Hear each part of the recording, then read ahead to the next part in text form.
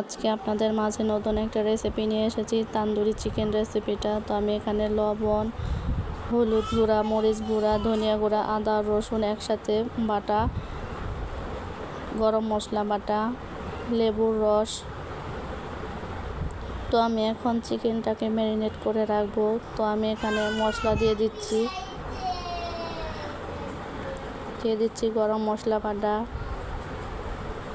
দিয়ে দিচ্ছি লেবুর রস,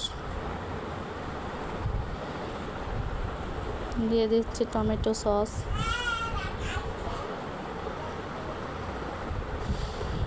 তো আমি মশলাটাকে ভালো মতো মেখে নেব। আমার মাখা শেষ।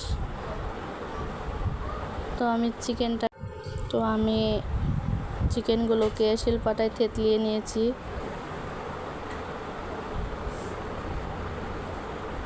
তো আমি এটাকে 30 মিনিট ম্যারিনেট করে রাখবো। মাংসের ভিতরে যেমন লবণ মরিচ ঢোকে,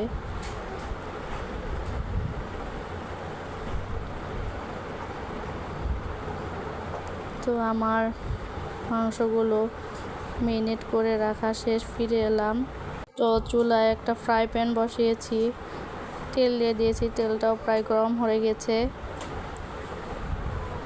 তো আমি চিকেনগুলো দিয়ে দিব।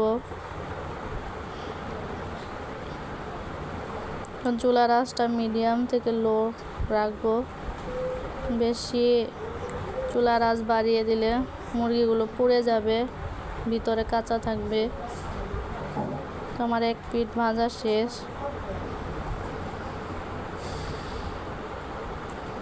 তো আমার চিকেনগুলো আরেক পিঠ দিয়ে দিচ্ছি।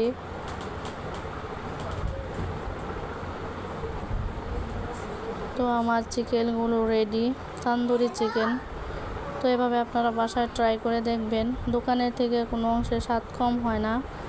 তো আমার রান্নাটা যদি আপনাদের ভালো লেগে থাকে, তো আমার চ্যানেলটিকে আপনারা সাবস্ক্রাইব করে দিবেন, ফেসবুকে ফলো দিবেন, লাইক দিবেন। ধন্যবাদ সবাইকে।